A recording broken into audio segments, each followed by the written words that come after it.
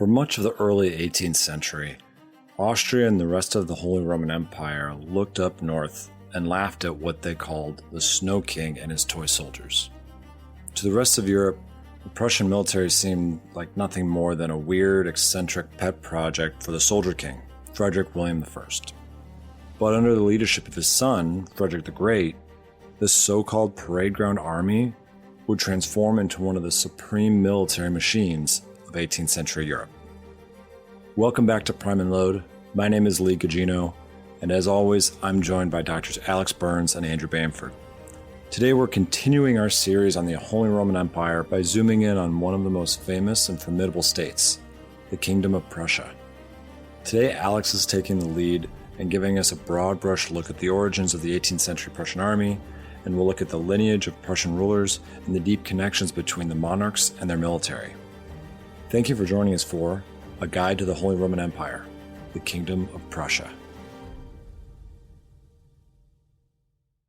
Welcome back to our Holy Roman Empire series.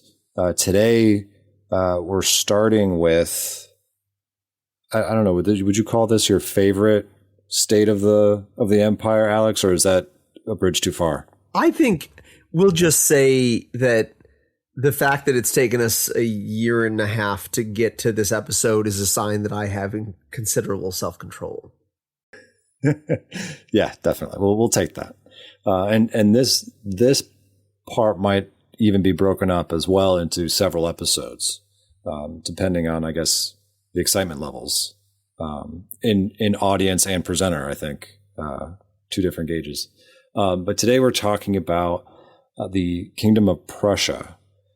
Alex, can you just very briefly, for those who haven't listened to the overview episode, if it's possible to give a very brief kind of setting the stage of the Holy Roman Empire and kind of where does Prussia sit in that structure? Absolutely. So, again, for those of you who maybe did not listen to the intro episode, Prussia is a state within the Holy Roman Empire. So much like there are states within America, like I live in, Pennsylvania, and Lee lives in New York, and I guess Andrew doesn't live in a state, but he lives in Derbyshire, in the county, right? So there are different levels of organization. And in the case of the Holy Roman Empire in the 18th century, although they were all part of this Holy Roman Empire, these states also sometimes, if they were large enough, they were powerful enough, conducted their own foreign policy. I mean, it would be like if the governor of California was negotiating, separate trade deals with China and had his own army, and occasionally was, declaring war on Oregon or something like this. That kind of thing can happen. Obviously, it's frowned on by the Holy Roman Emperor, the president, when member states fight. There are institutions which are designed to clamp down on Holy Roman Empire member states, which do things that are bad for the empire as a whole. But yes, so Prussia, or really Brandenburg Prussia, or Brandenburg, it's not going to become the Kingdom of Prussia until relatively later, in our story. Hopefully I'll get through some of the complexities of that later in the episode today. Prussia, or Brandenburg Prussia, is a state in the northern part of the Holy Roman Empire, close to the Baltic Sea, centered around the city of Berlin and what is today Poland and Russia, the Kaliningrad Oblast of Russia, and then sort of parts of northern Poland. What was in that time the Duchy of Prussia, or the Duchy of East Prussia. And so this state, again, sort of Lutheran, northern German state within the Holy Roman Empire. In some ways, if you are the emperor of the Holy Roman Empire, and it's not 1742 to 1745, this state is probably your biggest headache in the 18th century world. It's going to present a lot of challenges for the Holy Roman Empire. Recently, in our episode about Hessians, you spoke a little bit to the societies that the quote unquote Hessians that fight in North America, but the societies they come from. Prussia. Who are Prussians? What do these people look like? Yeah, sure. So about the year 1000. No, in all seriousness, in the Middle Ages, there is a movement of German-speaking peoples to the east that Germans call the Aussiedlung, or like the movement to the east, the colonization of the east, depending on what you want to frame it. And some of that is done very violently by groups like the Teutonic Order, who are like crusading knights. And it's, again, if you're a normal person in 2026, you might think, what on earth? I thought the Crusades happened in the Middle East, not in Germany or in Poland. But there are significant leftover pagan kingdoms in Eastern Europe, like in Lithuania, for example, where there are orders of crusading German knights that go and fight in these so-called Northern Crusades or Eastern Crusades. They form a group called the Teutonic Order. The Teutonic Order fights in a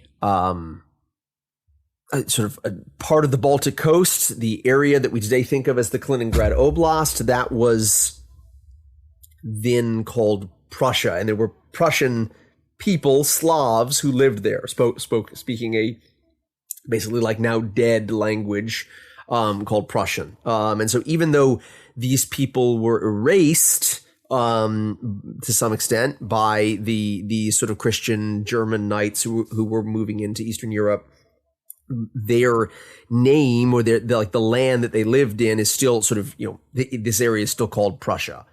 At the same time, although again, people like to think of like the violent parts of German history maybe get the best press and take up shelf space at bookstores. But most of the German movement to the east in the Middle Ages was relatively peaceful. Usually folks would invite, like when I say folks, I mean like local Slavic noblemen would invite German colonists to come and live in their lands. And so throughout the Middle Ages, basically what we would find is a Slavic nobleman would get into contact with basically like a colonization entrepreneur called a locator, and this locator would then go into like Germany, like they like more like the western parts of Germany, and find volunteers to come and start new communities further to the east. And so throughout the Middle Ages, what we might think of as like the German-speaking lands start to grow towards the east because of this colonization process. Why on earth would you want to invite people who are not your same culture, who don't speak your same language, into your region? Well, these noblemen think, man, these German colonists will bring like new technology in with them. They'll bring greater sort of development and population to my lands. My tax revenue will go up.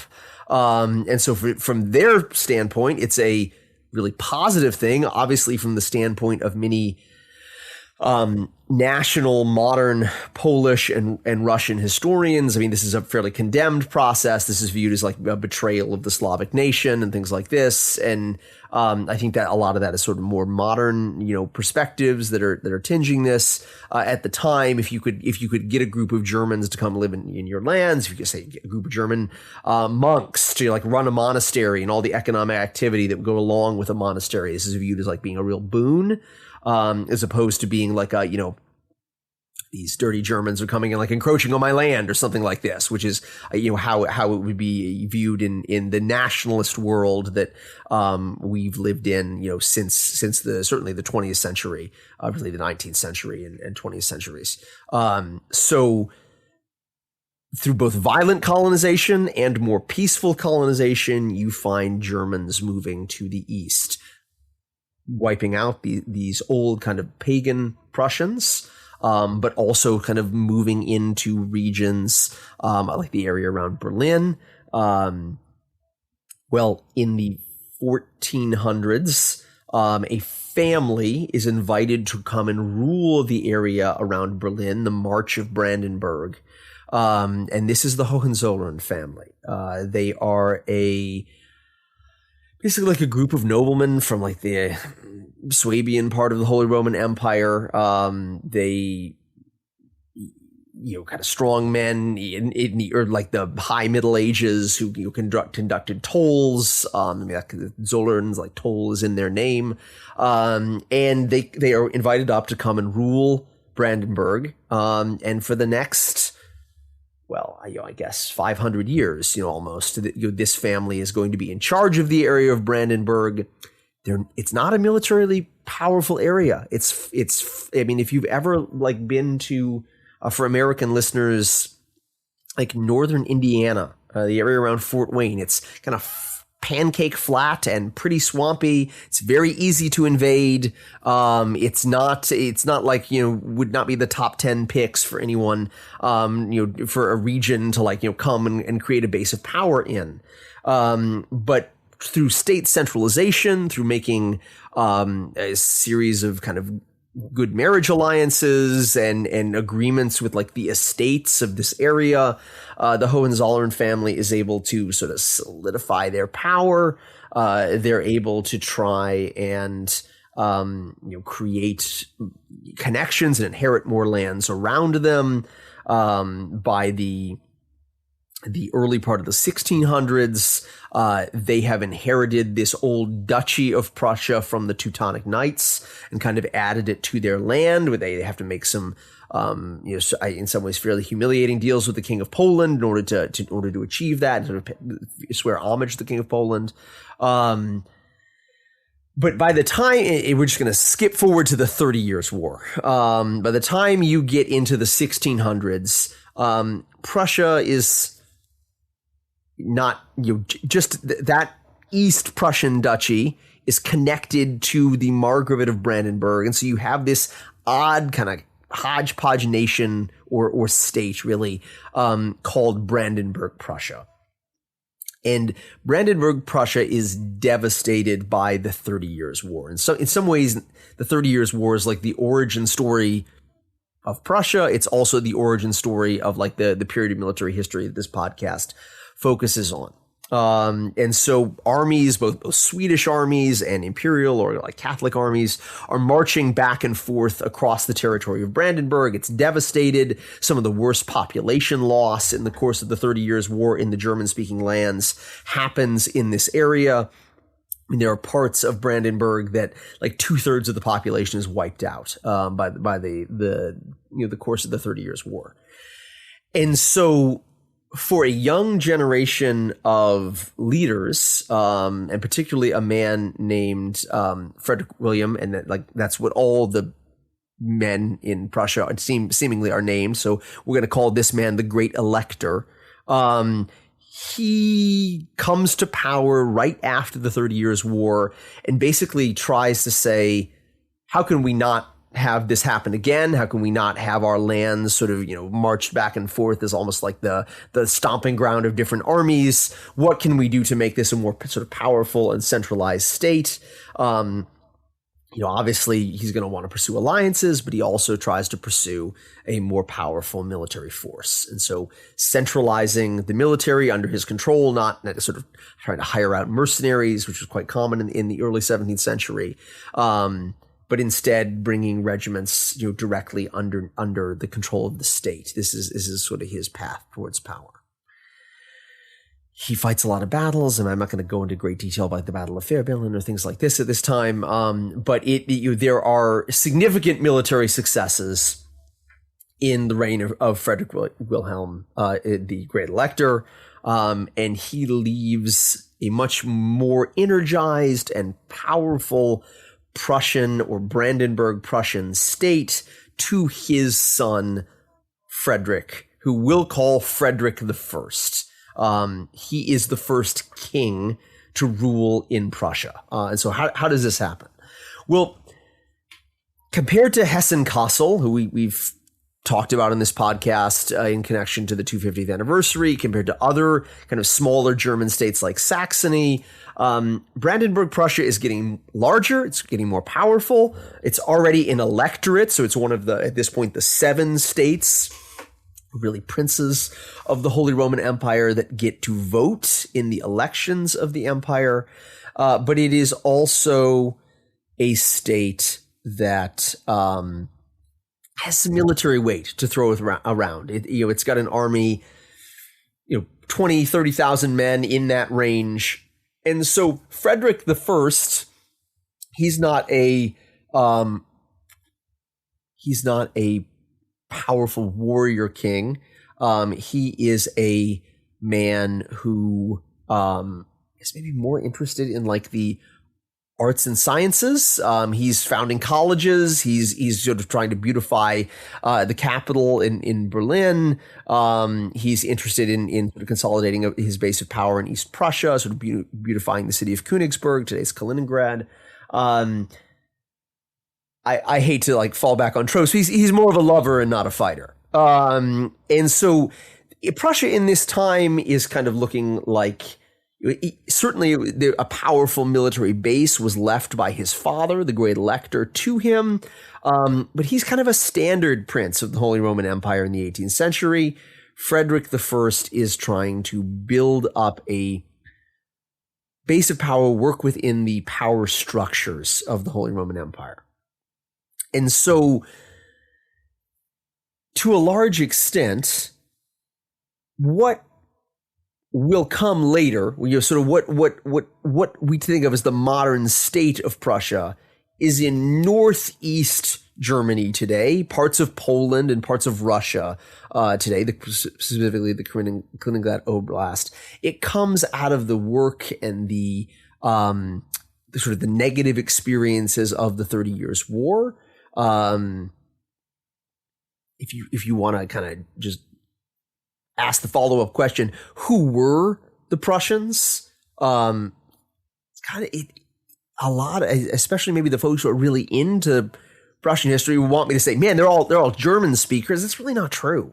There are a lot of Slavs, and certainly I think of Poles, ethnic Poles live in the Prussian lands, but people like Sorbs and Wends, groups of Slavs that we don't think of, immediately in the modern parlance, because there aren't large communities of them left in 2026. They're still an important part of the Prussian nation, and so it's kind of like Prussia, or Brandenburg Prussia at this time, is this crossroads in Central Europe between like Slavic and German speaking peoples. It's led by this sort of, at least at this point, energetic and powerful German family. And it's in a very dangerous world, trying to negotiate its place within Central and Eastern European politics, also its place within the Holy Roman Empire as a whole. So, Alex, you touched a little bit on some of the early rulers of what would become the Kingdom of Prussia. Can you kind of run us through some of the significant leaders in the early part of Prussian history?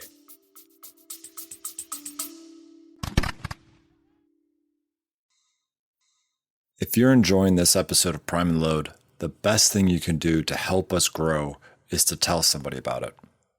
Not a review, not a rating, just tell one friend, one history lover, one person you think would enjoy it. Reviews are great, but they're never as powerful as a personal recommendation. We're still a small show run by people who genuinely love this period of history, and word of mouth is how shows like ours grow. If there's someone in your life that loves this period, or even the Napoleonic Wars or the American Civil War, please share with them your favorite Prime and Load episode. After all, who would Napoleon, Lee, or Grant be without Frederick, Marlborough, or Washington?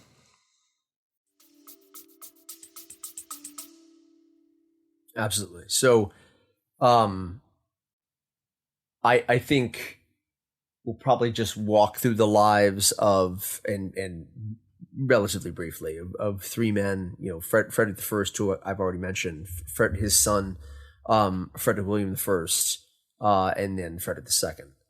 So Frederick the First was not a particularly powerful military monarch. He went out and led the troops in person on the battlefield, but he was monarch during the War of Spanish Succession. And so his reign is associated kind of like with this period of developing professionalization in the Prussian military, which is by and large the work of a man we've already met on this podcast named Leopold von Anhalt-Dessau, who is kind of leading the army as a younger man in the War of Spanish Succession. Obviously, he continues to fight into the War of Austrian Succession period in the 1740s, where we met him at the Battle of Kesselsdorf. So in this period of Prussian history, already an elector, Frederick I of Prussia is more interested in gaining status for his nation than trying to actually go out and seize his neighbor's territory. So to some extent, I guess you could say Frederick I is one of the last of the leaders of Brandenburg Prussia, and I'll just call it Prussia after this point, that are really trying to work within the structures of the Holy Roman Empire. For example, he sends a whole bunch of troops to go and fight with Prince Eugen or Prince Eugene, famously at the Battle of Turin or Torino in 1706. The Prussian infantry performs really well. They sort of lead an assault on the French lines outside Turin. And you sort of mentioned in dispatches by Prince Eugene. I mean, some Prussian historians look at this as kind of like a early significant moment where the Prussian military is proving itself as a very capable fighting force. I would also say that in addition to he giving men to because he's a good citizen, quote unquote, within the Holy Roman Empire, he's a prince who's trying to work with and support the empire. He also is very interested in kind of finagling status. And so he gets permission to be crowned as a king, which, I mean, you have the emperor of the Holy Roman Empire. You're not supposed to have other kings within the Holy Roman Empire. You have to seek, employment elsewhere, basically, in order to be a king if you want to live within the empire. And so we've just talked about recently in this podcast, the electors of Hanover go out and become the kings of England. I mean, George and Britain, right? The Georges. You also see people like the Guelph dynasty in Saxony, or the House of Wettin, I think it is. They go out and become the kings of Poland. They're elected as the monarchs of Poland. That's how they get their kingship. Well, Prussia, the leaders of the Brandenburg Prussia, they're not married to the kings of England. They're not going to be elected as kings of Poland, but they do have one kind of edge case, loophole that they can exploit, and that is the Duchy of Prussia is not within the boundaries of the Holy Roman Empire. And so they say, hey, if we give you more subsidy troops and work with the empire a little bit more, will you allow Frederick to crown himself the king in Prussia? And so he's the Elector of Brandenburg, he's the Margrave of Brandenburg, but he when he's in Prussia, he can call himself king because that's outside the jurisdiction of the Holy Roman Empire. And so the emperor signs off on this. He is elevated to the status of a king, at least, when he's in his Prussian domains. There's a big coronation ceremony. I think it's 1701, in sort of Königsberg. And as a result of this, Prussia sort of jumps in status towards being a kingdom. It's not going to be formally called the Kingdom of Prussia until the 1770s, but we are rapidly kind of moving in that direction. Now, there's also kind of this generational split in the leaders of Prussia at this time. And so the Great Elector is kind of like a a military man who loved to sort of lead his troops in combat. As I think I already said, kind of tongue in cheek earlier in the podcast, Frederick I is more of a lover, not a fighter. He's letting some of his generals go out and do the fighting. His son, who takes over in 1713, a man who goes down in German and Prussian history as der Soldatenkönig, like the soldier king, Frederick William I, he is much more of like he's a man's man who loves to bro down and hang out with the military guys. Like that's his whole shtick. And so when he sort of fought in the War of Spanish Succession, he's good friends with Leopold von Anhalt-Dessau. He's more of Leopold's generation. He's remembered as the soldier king because he loves hanging out with the boys, and not just like in a military setting. He loves hunting. You can go visit one of his hunting palaces today, just southeast of Berlin at Königs Wusterhausen. It's compared to like the palaces that we built by Frederick the Great, it's much more Spartan. You don't need a big, elaborate, fancy, Baroque or Rococo palace to, bro down with the guys and knock back a few beers. You need big dining halls. He's the king associated with what's called like the tobacco parliament. That is, they all get together and just smoke tobacco until the room is so full of smoke you can't see. Like that's like the sort of activity that that Frederick William I, the soldier king, is interested in. There's debate, and I am hoping that the forthcoming, not yet released, but the forthcoming biography of the Soldier King by Benjamin Marschke, who's a phenomenal American academic, will kind of answer some of these questions.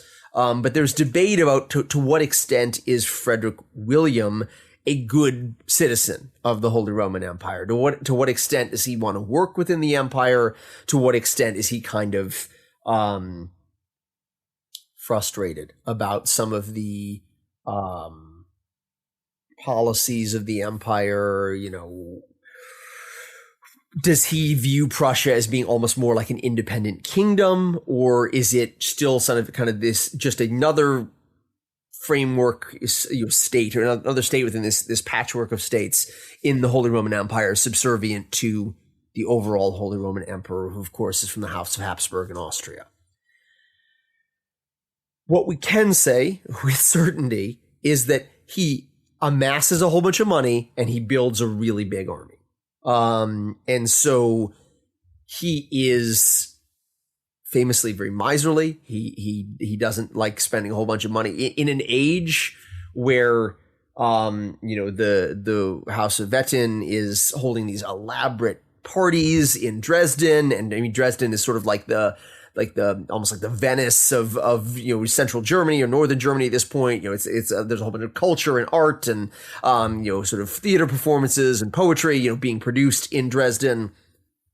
Berlin is still kind of like a cow town. It's not a big. I mean, sure, he has a fine palace at Charlottenburg, but you would never go to Berlin to get culture. It's not the center of that. And people think that's a lot. Frederick I is more at home with his men and with his soldiers on hunting trips than he is in elaborate sort of palace activities in Dresden. And honestly, some of this stuff is pretty crazy. For example, the Wettin, and I'm really not trying to throw the Wettins under the bus with their crazy practices, but a very common court activity, for example, in Dresden at this time is the court gentlemen and ladies will engage in a practice called fox tossing, which is you have a giant tarp that's held by like hundreds of people, and you'll throw like wild animals into the center of the tarp, and you'll like throw it up in the air to see how far you can like trampoline the animals up in the air, and the goal is to like throw them up real high so they fall down and break their legs. The 18th century is a very interesting and sometimes horrifying time. So there's not a lot of that going on in Prussia. Prussia's a little bit more normal, maybe we might say. I mean, certainly the Prussians have their flaws. We'll get to them in a minute. growing up sort of around the king, he's got like 5 sons and I think 3 daughters, maybe more. He and his wife have a large family, and he has a very rocky relationship with his eldest son and heir, Frederick, future Frederick II, or Frederick the Great, who was born in 1712. So, all of this to say, Frederick's, to a large extent, grows up, compared to like the really over-the-top, ostentatious, displays of conspicuous wealth that you might find at other German courts at this time. The Prussian court almost seems a little bit more bourgeois, like middle class, more Spartan. There's not a lot of finery there. We're saving a lot of money. We're spending a lot of money on the army, but we're not trying to, like in the age of Frederick I, spend a lot of money on the court, on art, on sciences, things like this. And so what you find is there's a maybe difference of opinion or generational split between, obviously, the soldier king and his father, Frederick I, the first Prussian monarch, and also between him and his son. Young Frederick the Great, or Frederick II, is growing up, and he's a little bit more interested in the finer things in life. He likes French poetry. He likes to play the flute. He's probably a little bit more interested in like the extravagant court life happening at places like Dresden, and like the it seems like maybe the Prussian court is not as refined and doesn't have all of the luxuries that they have in Dresden. And so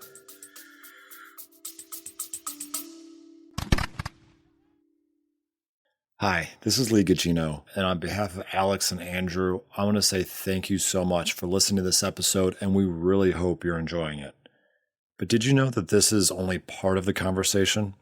Typically, our recordings are anywhere between an hour and a half to 2 hours long, and we have to cut them down to stay within our upload limits.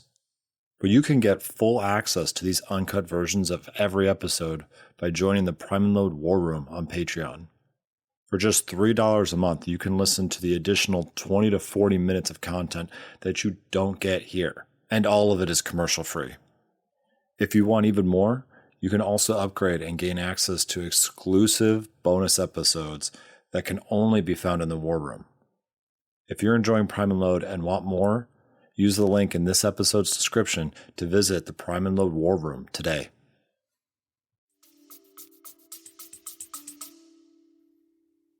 You have kind of a rocky relationship developing between father and son. And certainly the soldier king is someone who believes in a fairly hierarchical world. He's someone who believes that children need to obey their parents.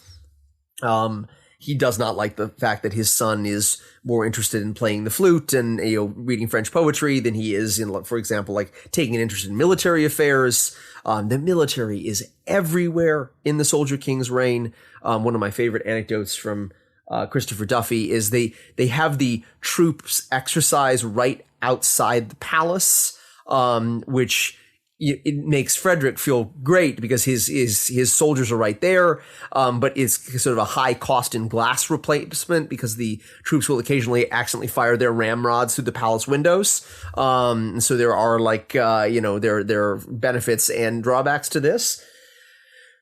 His son Frederick, his eldest son, doesn't seem to really love the military, and despite the fact that Frederick is trying to bring him along on hunting trips and sort of make him into sort of the type of man that he wants him to be, he's not very successful. As his reign continues, the Soldier King starts to look more and more eccentric, and there are historians who, I think without much cause, because this is pretty common in German history, have compared him to Hitler. There's a biography published in 1942 that calls him the Potsdam Führer. He is maybe a little bit more tyrannical and a little bit more crazy in the last decades of his reign. He's famous for going out and nabbing tall people from across Europe to come and sort of fight in, this regiment of giant grenadiers.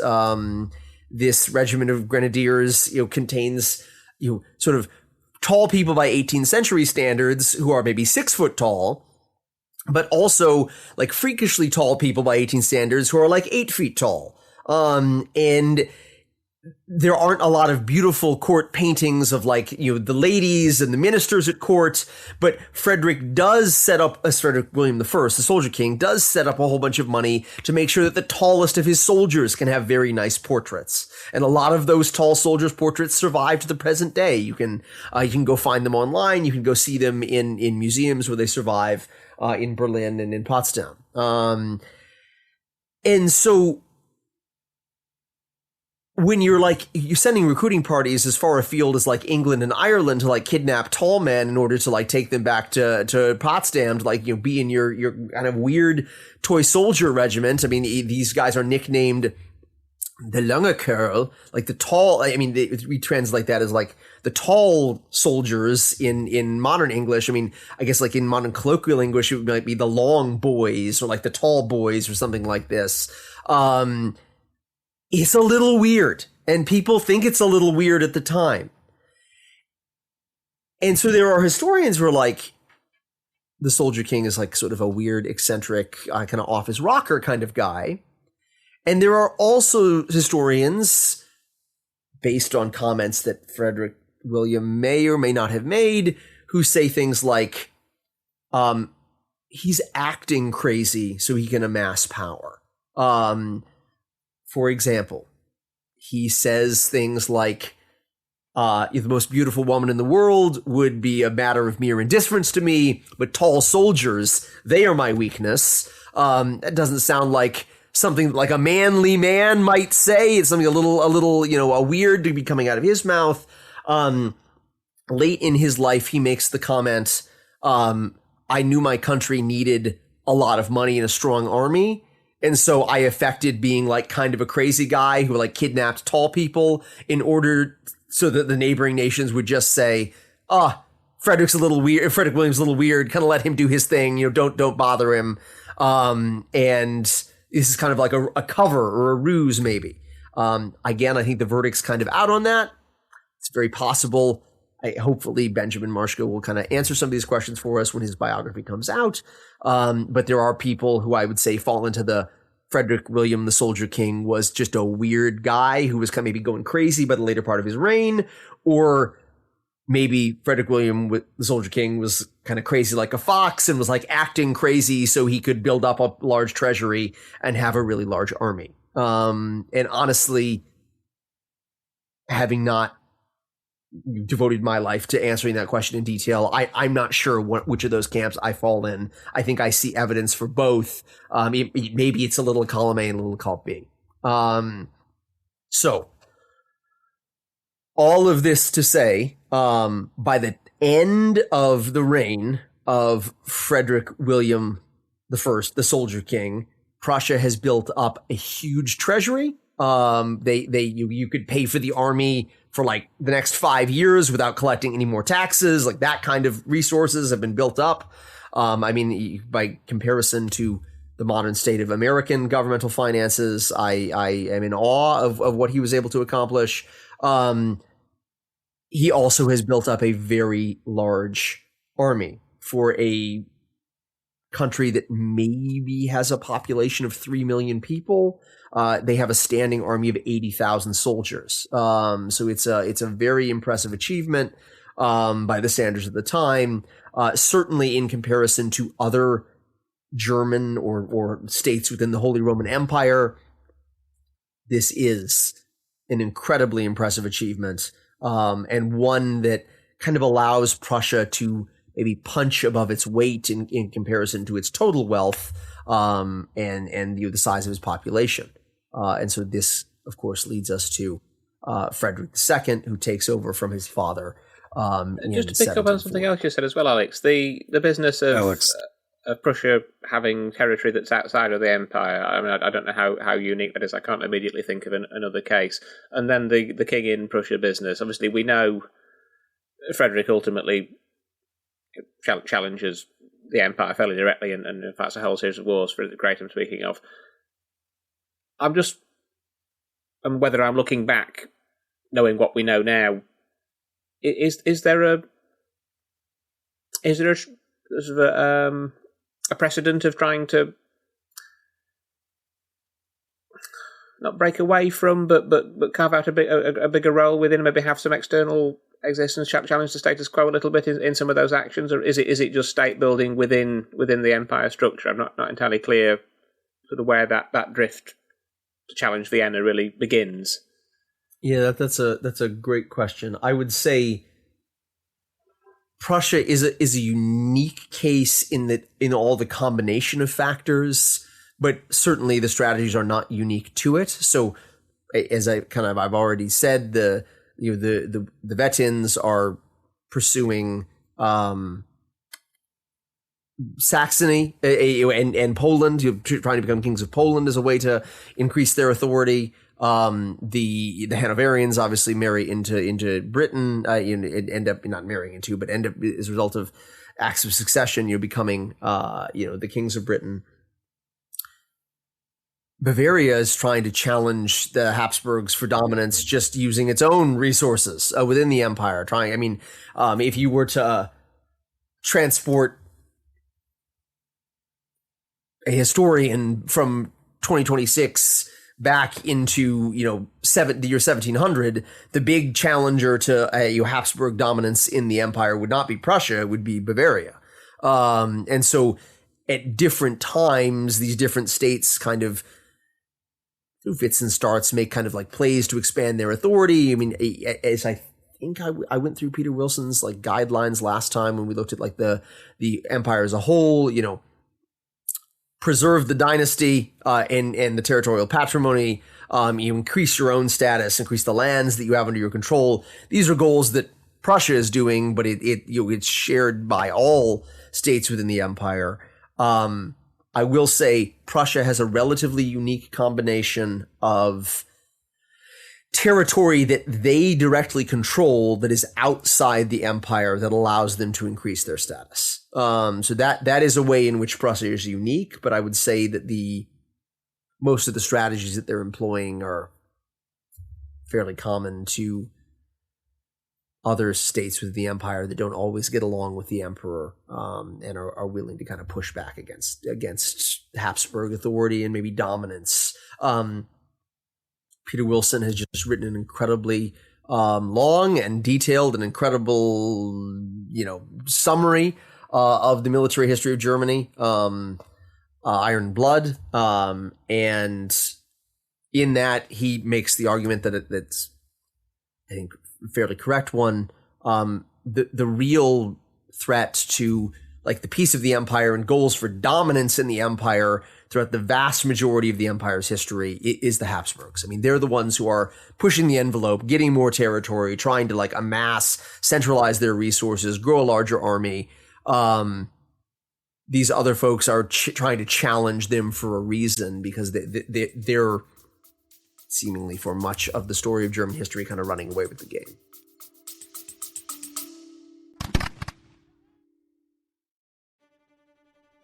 Lee here for the Prime and Load team.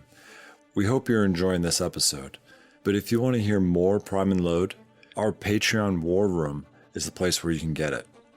For only $5 a month, you get access to exclusive bonus episodes not available here. Here's a clip from our most recent bonus episode. This is a major problem for Benedict Arnold. You're to some extent, if you're trying to continue to put pressure on the Canada, the main population centers of Canada, places like Montreal, places like Quebec, maintain control of places like Sorel, you want to try and prevent some sort of counterattack coming up from the west. And so Captain Forrester and his band of I think he's got about 40 men, but it's something between 32 and 36 men of the King's Regiment, and then a few Canadian militiamen, maybe a dozen, and maybe as many as 200, between 150 and 200 Native American warriors are approaching from the west, kind of trying to create problems for Arnold and his forces. We hope you enjoyed that sneak peek into our most recent bonus episode. If you want to hear the rest of it, use the link in the description to sign up for our Patreon War Room today.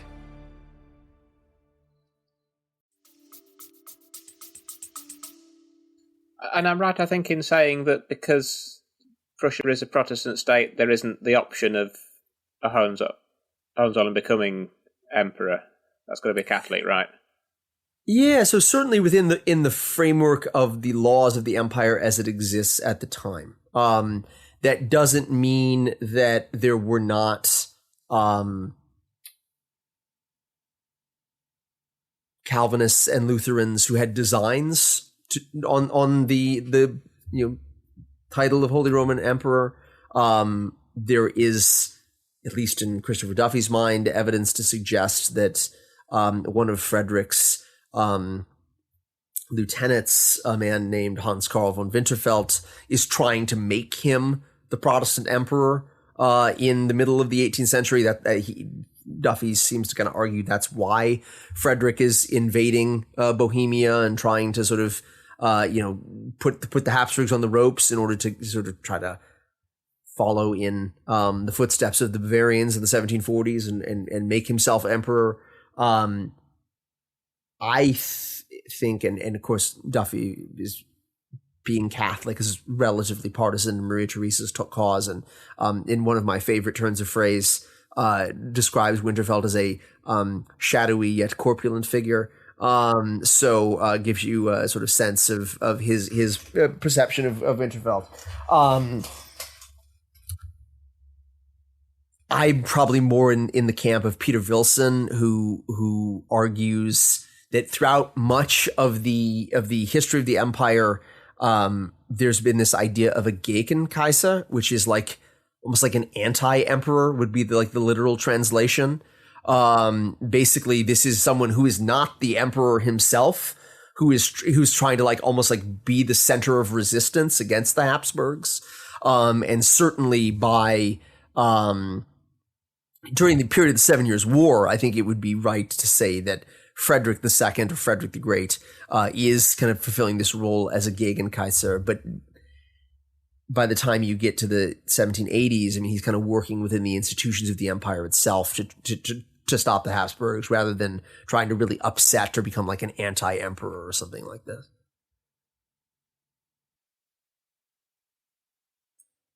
And so Prussia's known for its military, and it didn't start that way. You talked a little bit about the rise of the Prussian military and the growth. Can you kind of take us through how that force kind of grows and matures throughout the century? Yeah, absolutely. So I would say that you see a variety of claims made about the Prussian military that Frederick uses. Whose military is it? Is he just a king who is not very talented in using the institution that his father built in order to be successful? Sometimes you'll see in both directions. You'll see comparisons between Frederick William and Frederick the Great, or the Soldier King and Frederick the Great, and Philip III and Alexander the Great of Macedon. So Alexander the Great's dad and Alexander the Great and Frederick and Frederick II and his dad. And I do think that I'm not in the camp that those comparisons are super great. The Prussian military is evolving, and absolutely Frederick William, the Soldier King, builds a lot of the institutions that support the logistical apparatus and the recruitment regime and that support the Prussian military. But the Prussian military doesn't get used very much in at least the second half of Frederick William I's reign. It's kind of like a peacetime army. And so Frederick has a lot of work to do to kind of make it an operationally and tactically effective army to some extent on the fly in the early years of the War of Austrian Succession after he takes the throne and begins this conflict. So what are some major landmark moments in the growth and development of Prussian military power in the first half of the 18th century? I think that's really kind of the heart of your question, Lee. And so I would say, one, the decisions that are made by Leopold von Anhalt-Dessau. I mean, to some extent, he is the guy who's kind of molding the Prussian infantry, which is probably the best arm. I mean, not probably, is the best arm of the Prussian military in the first half of the 18th century. It's the one that requires the least work from Frederick when he takes the throne and begins the War of Austrian Succession. You see things like people will talk about the development of the cadence step and the introduction of iron ramrods. And I'll be honest with you, I do think that Prussia, it's important to think about like comparative advantage. The cadence step breaks down when the Prussians use it too in real combat. Like that's not just like something magical that gives them a lot of decisive results. But the ability before heavy fighting really begins to maneuver your men effectively and in control, that's very important. Iron ramrods are not a panacea. They when you ram with an iron ramrod, there's a very good chance that if you're really jamming it in there, it's going to bend. And that's not ideal. Now, if you're using a wooden ramrod, there's a very good chance it might break, which is maybe less bad than having a bent ramrod. But we're getting there. At the very least, I think we can say, as a result of some of the things that Leopold von Anhalt-Dessau introduces, the Prussians gain a comparative advantage in the realm of their infantry when compared to other states, comparable states at the same time. Another major innovation of Fred, and it's not something he pulls out of thin air, but another major innovation of the reign of the Soldier King is what we call the Canton System. And this is basically the development of conscription districts across Prussia. The idea of conscription is not new in European history. The Russians have been doing it since the reign of Peter the Great. The Swedes have been doing it since the 30 Years' War with the Indelningsverket. But it is absolutely something that's new to Prussia. You can just go into a village and say, okay, this is how many hearths or households are in this village. This is how many people live in this village. You owe us this many soldiers this year. I mean, that ability to conscript, obviously it's not very popular with the peasants. There's actually something of a mass exodus of like peasants fleeing to other countries when this is introduced in the 1730s. But the fact that it is introduced and survives means that Prussia can make draws on its population. That is going to keep Prussia alive. If most wars begin as wars of maneuver and end as wars of attrition, the ability to continue and sustain your military is maybe one of the most, and reconstitute your military is one of the most important part of military operations. This Canton district, this Canton system, it enables the Prussian military to win wars of attrition and survive longer in wars of attrition than anyone would predict based upon the absolute number of people who live in Prussia. It's not universal conscription. Huge swaths of society are exempt from the Canton system. I mean, from noblemen to pastors to like the local blacksmith because he has a valuable trade, this amount of people, but basically it catches second sons, the people who are roving agricultural laborers, like they're prime targets for the conscription system. And so this has several long legacies in Prussian history. The first of it is It builds up Lee, you're in the reserves right now, as I understand it. It builds up essentially a huge pool of trained reservists in Prussia. So how does this work?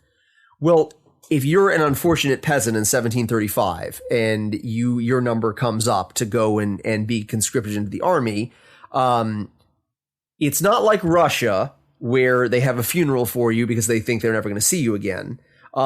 Instead, you go for 2 years and you are trained as a full-time professional soldier with the main body of the Prussian military, wherever the garrisons happen to be and wherever the big, Herbstmaneuvern are in the fall. But after 2 years, you're sent back to your village. You become like an Urlauber, or like a furloughed cantonist. You still go and do the equivalent of like not basic training, but like maneuvers for a couple months out of the year to like keep some of that stuff fresh. But the vast majority of men who go through this system do their 2 years as a full-time soldier, are sent back into their village communities. And as a result of this, almost like gain status. It's very, difficult for a young man, particularly, to become the head of households, to get married, to sort of start a family. In Prussia, I mean, households are big. It's much more common if you're a man in your 20s to be working on someone else's farm than have your own farm. And so these cantonists petition the king and say, hey, I'm a soldier. I served in your army. You drafted me into your army, and I did my 2 years. I'm going back to my village. I'd like permission to get married and build a farmhouse for myself. And usually the king, rubber stamps these and says, sure, man, you did your time, go have a family. And if there's a war, we'll call you back up. And so this is something that upsets a lot of village communities because you have new house construction, and these young men of at least in their initial village communities of a relatively low social status are like maybe vaulting 5 or 10 years in the ranks of village society. But it kind of binds the army to the king. It binds local communities together around the idea of soldiers. This is not to say that soldiers were never a disruptive force in village communities. Some of my favorite anecdotes of sort of Prussian village life in the 18th century are from a wedding in 1747, where the peasants in the village are trying to have a wedding, and the furloughed cantonists have found a crate of hand grenades and are blowing them up in the next neighboring field, just because they're drunk. And the pastor's trying to until death do you part, repeat after me, and bam, another hand grenade goes off. So I mean, certainly there's some disruptive elements to having a large number of soldiers in the village community, but it also starts to create what some historians have called social militarization, but I really view as more of an interpenetration of society and the army. Soldiers become a common sight in most Prussian communities. The idea is not everyone is becoming a soldier. The idea is, the soldiers are villagers, and the villagers are soldiers, and they are us, and we identify with them. And if anything, in the 1940s and 50s and 60s, after the cataclysm of the Second World War, the main task of German historiography was to answer the question, what went wrong in Germany? And so historians during that period started saying, wow, maybe the fact that there were so many soldiers living in local communities in Germany made Germans more susceptible to authority, and so that's why no one asked any questions during the Nazi regime and during the Holocaust, because they were subordinated and just accepted authority as being natural. And I think there might be some truth to that in the 1800s and the 19th century, looking at militarization in German society in that point. At this point, I find more evidence that it's kind of working the other way. And so what you find is when local land, 18th century Europe is a wacky place by our standards today. As a local landowner, particularly in the lands east of the Elbe River, if your peasant lips off to you, you can beat him, right? That's allowed. When soldiers are furloughed and the landlords try to beat them, they come back with, you can't beat me. I'm a soldier. If you hit me again, I'm going to run you through my hangar. So there's almost like a sense of like independence or autonomy or confidence that being in the military gives these Prussian soldiers. And so in some ways, I think you could make the argument that having a lot of men in the village who are in uniform subordinates the society to military control. I also think you could make the argument that having peasants go join the military gives them almost like a sense of independence or confidence when dealing with their local landowners, to say, hey man, you might be trying to beat me, but I'm a soldier. I've got rights. You can't do that. And sort of getting back to like the chronological progression of this story, the king, Frederick II, not the soldier king so much, but Frederick II is pretty amenable to that. In a series of like landmark legal decisions in the 1770s, he writes an opinion which basically starts off, the prince and the peasant are equal before the law. Which, if you are someone who looks at American history and I think our founding documents are exceptional. They come out of Enlightenment thought and the ideas of people having rights. That's not exclusive to America in the 18th century. That's something that's happening across the European world. If the king is saying like the peasant and the prince are equal before the law, like this is a pretty radical statement. And so I think you can see certainly militarization, subordination in Prussian society in the 18th century. You also see maybe in some small ways autonomy, a growth of freedom, a growth of the idea that law is important. These are all things that are happening, as the Prussian army changes due to this sort of landmark decision in 1733 and 34 to introduce this Canton System, which really makes the Prussian army one of the most unique armies in Europe. That's it for this episode of Prime and Load. We hope you enjoyed us as much as we did. Don't forget to sign up for our free newsletter with the link in the description.